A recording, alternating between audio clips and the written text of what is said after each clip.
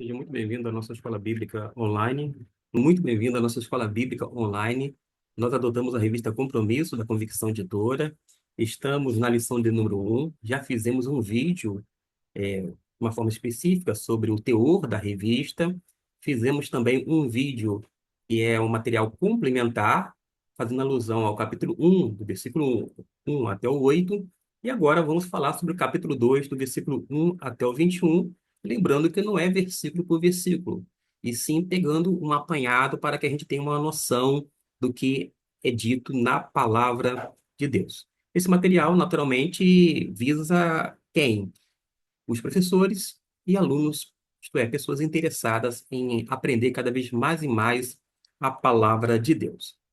Quando a gente se reporta para Atos dos Apóstolos, capítulo 2, nós temos a menção de uma das festas judaicas, que é Pentecostes, porque diz aqui, ao cumprir-se o dia de Pentecostes. Pentecoste, no singular, significa quinquagésimo, e era chamado porque no quinquagésimo dia, depois do movimento do molho, dos primeiros frutos, eles moviam dois pães como primícias. E justamente ao cumprir-se o dia de Pentecostes, era uma festividade, todos estavam em Jerusalém para esse fim, e diz que, de repente, esta é a expressão que nos chama a atenção, de repente, o que virá a seguir foi uma ação unilateral da parte de Deus. As pessoas que estavam ali, cerca de 120 crentes em Jesus, estavam orando, estavam louvando a Deus, porque eles receberam a ordem da parte de Cristo de permanecer em Jerusalém para que recebessem o revestimento de poder. Nós sabemos perfeitamente que Jesus depois aparece aos discípulos e vai justamente mostrar que eles precisariam esperar, porque dentre alguns dias eles seriam, de fato, revestidos desse poder para serem testemunhas de Cristo Jesus, conforme nós vimos em Atos 1, capítulo 8. Mas, de repente, diz o texto, veio do céu um ruído, foi um barulho, algo semelhante a um vento forte, diz o texto aqui, impetuoso. Seria próximo de um tufão, um barulho muito grande, de modo que encheu toda a casa onde estavam sentados. Observe que o texto fala casa. Nós não sabemos necessariamente que casa era esta. Algumas pessoas sugerem que seja o cenáculo, que é uma sala maior, uma sala, digamos, superior. De qualquer maneira, nós temos a informação que nesta casa cerca de 120 pessoas estavam reunidas. Agora tem um detalhe: eles não estavam para lá e para cá, se movimentando, eles não estavam utilizando nenhum expediente humano, por mais bem intencionado que fosse naquela ocasião. Eles estavam literalmente sentados. Tem gente que pensa que se você vai numa igreja, as pessoas estão sentadas, vou colocar entre aspas, comportadas. Algumas pessoas vão dizer assim: essa igreja aqui é muito fria. As pessoas não movimentam, não se gesticula, não faz isto, aquilo, outro. Ora, esse tipo de crítica não procede. Por quê? Nós temos visto aqui, eles estavam sentados, eles estavam orando, eles estavam louvando a Deus, eles estavam aguardando a promessa do Pai. Eles ficaram em obediência à ordem de Jesus. E ainda assim, eles estavam sentados. Não requer da nossa parte nenhum tipo de manipulação humana, quando não tentar usar expediente através de uma movimentação para lá e para cá, tentando agitar o ambiente para que algo aconteça. Por causa de quê? Primeiro, Deus é soberano. Segundo, ele faz as coisas conforme ele quer, mas segundo os seus propósitos eternos. De qualquer modo, quando a gente vai para o versículo de número 3, se a gente tem no primeiro versículo 2 um fenômeno audível, porque houve um barulho muito forte, tem um segundo fenômeno. Apareceram umas línguas semelhantes ao fogo. Não era fogo físico. Se fosse fogo físico, ia queimar a cabeça daqueles homens galileus, por exemplo. Mas era algo semelhante ao fogo que se distribuíam sobre cada um deles e pousou sobre eles, sobre cada um deles. Eles viram esse fenômeno visível, além de ouvir aquele fenômeno audível anteriormente citado. Mas não parou por aí. Houve um outro fenômeno, desta vez audível também. E por causa de que eu estou dizendo isto? Porque no versículo de número 4 diz que todos ficaram cheios do Espírito Santo. Quando fala cheio do Espírito Santo, todos ficaram controlados pelo Espírito Santo. Eles ficaram plenos do Espírito. E como consequência, primeiro, do batismo no Espírito Santo, porque Jesus tinha dito no capítulo 1, versículo 5, que dentro de alguns dias eles seriam batizados no Espírito Santo, eles foram tanto batizados no Espírito Santo quanto cheios do mesmo Espírito. Subentende que eles foram tanto batizados e cheios simultaneamente. De qualquer forma, nós temos uma informação preciosa, que eles começaram, os discípulos começaram a falar noutras línguas. Estas línguas eram várias línguas étnicas, eram idiomas reais, línguas humanas. Mas tem um detalhe: foram concedidas miraculosamente.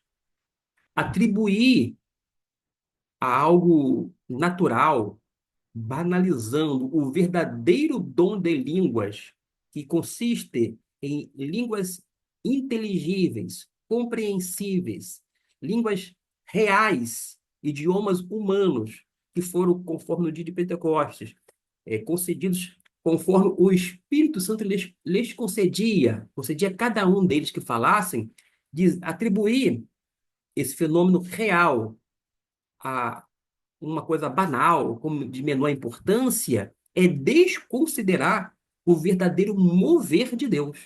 Porque, repito, o verdadeiro dom de línguas consiste na capacidade de falar idiomas, isto é, línguas estrangeiras. Não foi falada uma língua e as demais pessoas compreenderam, pessoas que estavam ali representando várias nações. Ao contrário, eles começaram a falar noutras, eis o destaque, noutras, várias. E eis aqui a palavra heteras. Heteras são diferentes línguas, são várias línguas. Da forma que foi traduzida, foi muito bem feita, falaram noutras línguas. Estas línguas foram reais, estrangeiras, portanto, foram identificadas e compreendidas. Identificadas porque Lucas vai citar, na sequência, as nações que estavam ali representadas. Ele menciona, por exemplo, pessoas que vieram de partos, medos elamitas, pessoas da Mesopotâmia, da Judéia, Capadócia, Ponto e Ásia, Frígia e Panfília, Egito, parte da Líbia, próximo a Cirene, pessoas que eram romanas, judeus como prosélitos, cretenses, árabes. Note que essas línguas foram identificadas, são dezenas delas, línguas e dialetos. Ou seja, idiomas e dialetos foram falados pelos discípulos porque foram capacitados por quem? Segundo o versículo de número 4, pelo próprio Espírito Santo, conforme o Espírito lhes concedia que falassem. Dito isto, as línguas foram não apenas identificadas, foram compreendidas. Aquele ruído ajuntou-se à multidão. Este ruído aqui não é o barulho das línguas que foram faladas, não é isto. Esse ruído tem a ver com aquele barulho semelhante a um vento impetuoso. Porque quando a gente vai recriar cena, e isso é possível, houve aquele barulho, como de um vento impetuoso na casa, as pessoas viram as línguas repartidas como de fogo repousando sobre cada uma delas, É esse barulho, houve a manifestação do dom de línguas, os discípulos falando idiomas humanos, línguas estrangeiras. As pessoas, então, ouvindo aquele barulho, elas correm, porque o barulho chama atenção, não foram as línguas, mas sim o barulho, aquele semelhante ao de um vento impetuoso. E conforme a gente observa no contexto, isso fez com que ajuntasse multidão. Mas quando eles se depararam com aquela situação, eles ficaram um tanto confusos. Por causa de quê? Eles ficaram, digamos assim, boquiabertos, porque cada um os ouvia falar na sua própria língua, no seu próprio dialeto, no seu próprio idioma, onde eles haviam nascido. Eles eram judeus, porém, eles nasceram em lugares tidos como pagãos. Eram judeus helênicos. E eles conheciam a língua nativa, bem como o aramaico, que era a língua falada pelos seus compatriotas, pelos judeus na época. De modo que eles ouviram falar na sua língua, no seu idioma ou no seu dialeto. E o texto vai dar ênfase, porque no verso 8 fala assim: como é, pois, que os ouvimos falar, cada um na sua própria língua que nascemos? Uma vez mais atesta, foram línguas reais, idiomas humanos. A lista nós já temos a partir do versículo 9, 10, 11 de idiomas e dialetos representados, e eles ouviram falar das grandezas de Deus. Por causa de quê? Porque eram línguas inteligíveis, línguas compreensíveis. Alguém já disse que ocorre aqui o chamado reverso de Babel. Vocês lembram de Babel?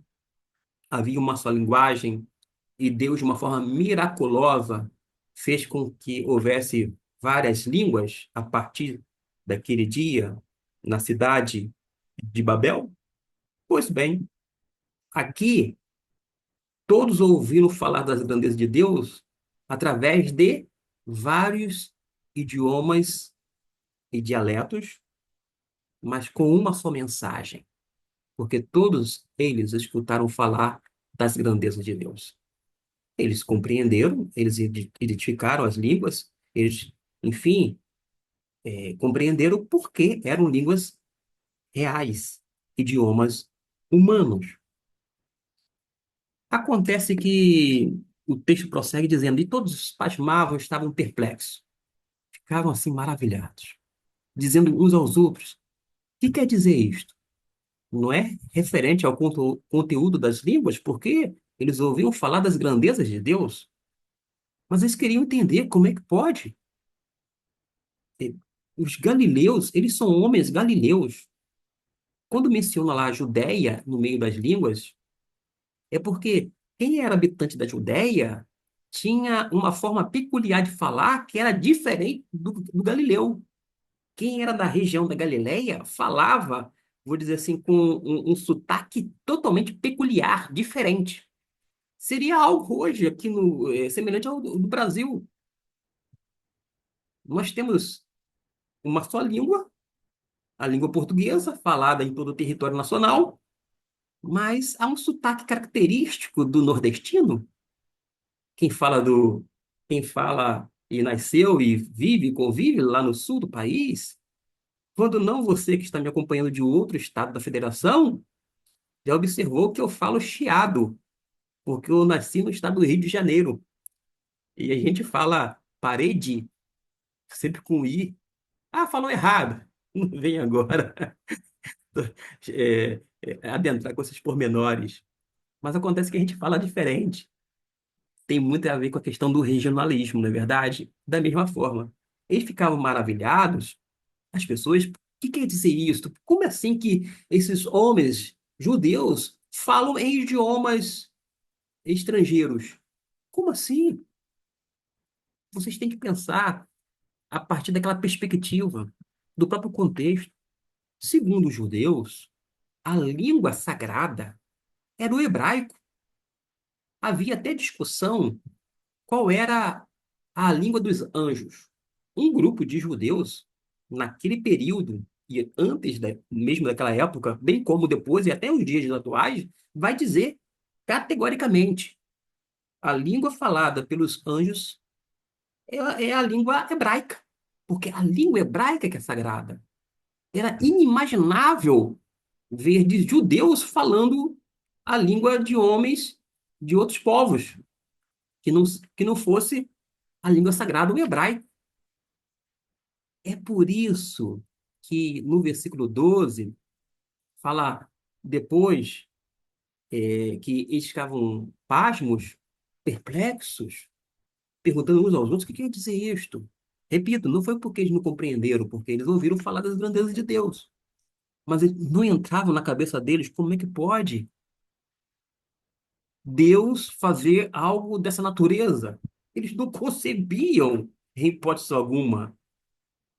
Mas diz o texto no versículo 13: e outros, zombando, diziam: estão cheios de mosto, estão embriagados. Não está falando coisa com coisa. Mas não era isto. Esses outros eram zombadores. Sempre houve e vai haver escarnecedores. Gente que vão zombar das coisas de Deus, mesmo sabedoras de que é uma ação do Espírito Santo de Deus. Estes zombadores ouviram falar das grandezas de Deus, mas eles, zombando, começaram a dizer: não, estão embriagados, não sabem o que fazem, não está falando coisa com coisa, não tem nexo falar das coisas maravilhosas de Deus através de idiomas humanos, línguas reais que não sejam o hebraico, a língua tida como sagrada. Mas o texto prossegue. Pedro, ele aqui já está recomposto, ele que chorou amargamente porque negou Jesus, mas estava ali, firme e forte. E ele levanta juntamente com os 11. Judas tinha se perdido, foi feita a escolha do outro apóstolo, que ficou no lugar de Judas, e Pedro se levanta, põe-se em pé, juntamente com os 11 apóstolos. Observe que eles estavam sentados e houve a manifestação do poder de Deus. Meus irmãos, eu já frequentei várias igrejas evangélicas onde as pessoas são incentivadas, onde há autossugestão para as pessoas estarem em movimento, para lá e para cá, falar isto, aquilo outro, sendo que o mover de Deus não requer necessariamente nada feito pelo homem. Quando eu vejo as pessoas usando expedientes humanos, quando não carnais, para obter experiências religiosas, que por mais legítimas que pareçam ser, mas que não modifica essencialmente o ser humano, porque muitas pessoas têm experiências com Deus, mas estas experiências não garantem uma vida frutífera, porque o mais importante é o crente em Jesus desenvolver o fruto do Espírito Santo, que nós sabemos muito bem quais são a manifestação desse fruto do Espírito Santo. É desenvolver o caráter de Cristo na gente. Eu conheço bastante pessoas que tiveram experiências tidas como maravilhosas lá atrás, mas hoje sequer estão na fileira evangélica. Eu conheço pessoas que têm até o dia de hoje experiência significativa para elas, mas não têm relacionamento profundo com o Senhor, íntimo e duradouro. Tem pessoas que têm tido experiências tidas como maravilhosas, excepcionais, extraordinárias, mas não se aproximam de Deus com devoção, com amor, desejoso de ouvir Deus falar através de sua bendita palavra. Mas Pedro se levanta e ele já vai logo desfazendo o equívoco da parte dos zombadores. Tipo, que negócio é esse? São 9 horas da manhã, há inclusive dentro do grupo mulheres. Você acha que nós estamos embriagados? Pelo contrário. E ele diz: varões judeus e todos que habitais em Jerusalém, seja vos isto notório escutar as minhas palavras, pois estes homens não estão embriagados como vós pensais. Vós pensais quem? Aquele grupo de zombadores, de escarnecedores. Não a maioria, mas aquele grupo específico. Ele responde e ele se prontifica, ele se posiciona, visto que é apenas a terceira hora do dia, isto é, às 9 horas. Mas o que foi dito, ele fala, mas isto, o que foi dito pelo profeta Joel. E alguém vai falar assim, o que que Joel disse? E ele vai fazer uma síntese. E acontecerá nos últimos dias, diz o Senhor, que derramarei o meu espírito sobre toda a carne, e os vossos filhos e as vossas filhas profetizarão, os vossos mancebos, isto é, jovens, terão visões, os vossos anciãos terão sonhos, e sobre os meus servos e servas, sobre as minhas servas, derramarei o meu espírito naqueles dias, e eles profetizarão. Prossegue mais, dizendo que mostrarei prodígios em cima, em cima, no céu, sinais embaixo da terra, sangue, fogo, vapor e fumaça. O sol se converterá em trevas e a lua em sangue, antes que venha o grande e glorioso dia do Senhor. Para por aí? Não. E acontecerá que todo aquele que invocar o nome do Senhor será salvo. Note que houve o cumprimento da profecia de Joel, e uma vez cumprido, se torna um fato histórico, portanto irrepetível. Não é à toa que os sinais visíveis e audíveis nós não temos mais em nenhum outro lugar, não aconteceu em nenhum outro momento, porque o dia de Pentecostes, repito, foi um dia histórico, portanto irrepetível. Da mesma maneira que Jesus já morreu na cruz do Calvário e hoje não precisa morrer novamente, porque o fato histórico é algo irrepetível, mas quando Jesus morre na cruz do Calvário, nós acabamos tendo os efeitos daquela ação. Da mesma maneira, a partir do Pentecostes, mesmo ele não se repetindo, os sinais visíveis e audíveis, eles permanecem em termos de efeitos. E não é à toa que, a partir de então, todas as pessoas que creem em Jesus, elas passam a ser a habitação do Espírito Santo. Se a gente se reportar para a profecia de Joel, no Antigo Testamento, as pessoas que eram judeus, eles não tinham o Espírito Santo, porque o Espírito Santo, naquele período, vinha de forma esporádica, agia capacitando algumas pessoas para algumas tarefas específicas, vinha sobre reis, profetas, sacerdotes, juízes, enfim, eram classes especiais. Mas lá no Antigo Testamento há essa menção de que chegaria um dia de que eles, o povo, seriam habitados pelo Espírito Santo. O Espírito não estaria mais com eles. Quando fala o Espírito, o Paráclito. Deus não estaria mais com ele, com o povo, ou junto do povo, mas dentro do povo, ou seja, habitando em cada uma das pessoas individualmente falando. Tanto é que qual era a casa de Deus?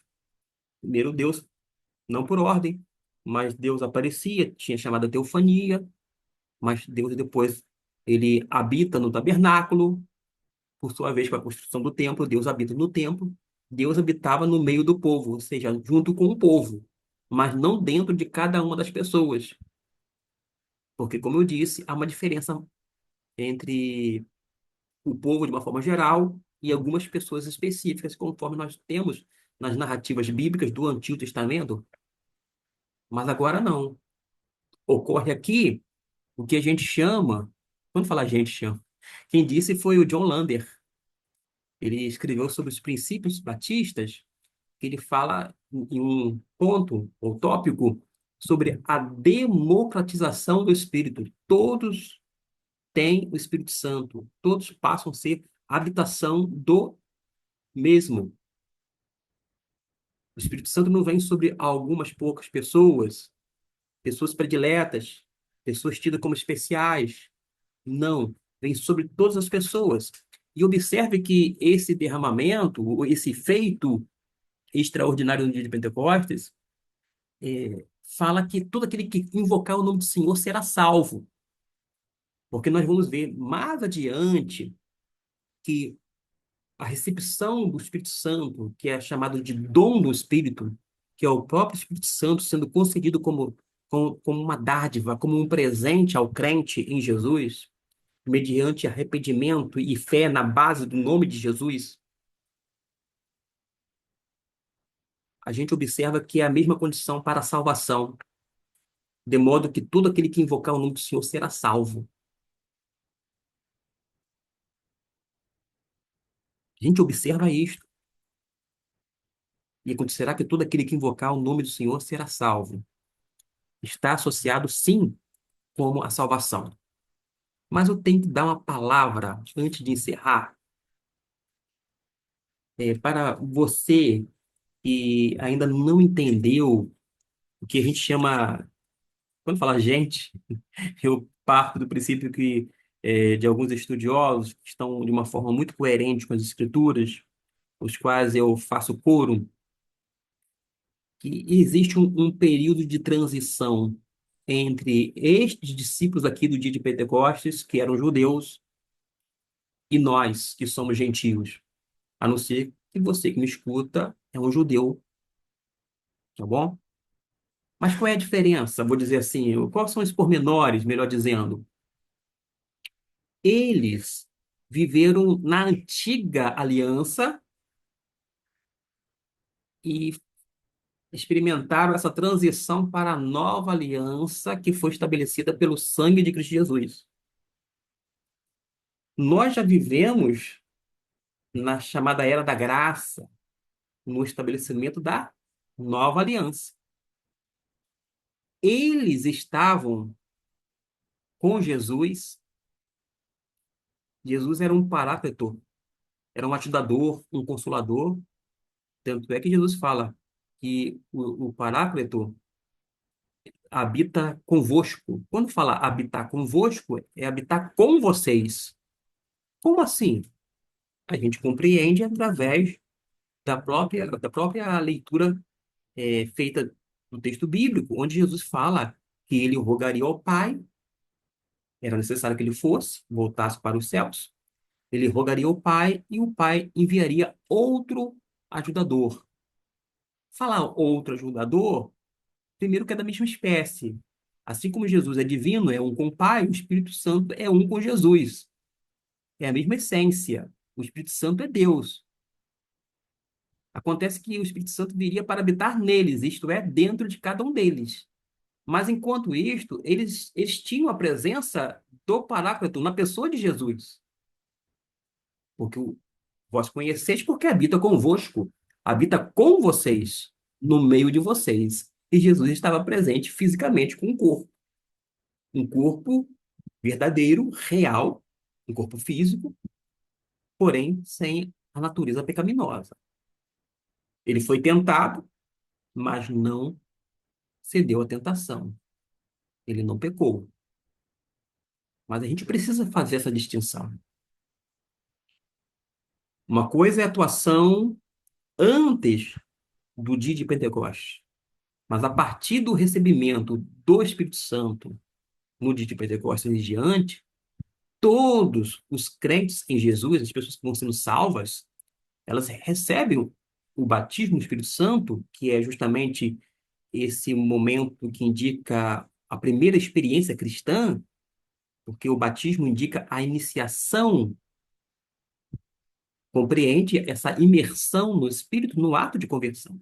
A partir do Pentecostes, todas as pessoas recebem o Espírito Santo, são batizadas no Espírito Santo, automaticamente são seladas pelo Espírito Santo, são outras maneiras de descrever a forma como o Espírito Santo vai atuando, inicia-se o processo de santificação, como nós falamos, a pessoa passa a ser justificada diante de Deus, a justificação, inclusive, é pela fé em Cristo Jesus. Tudo isto é no ato de conversão.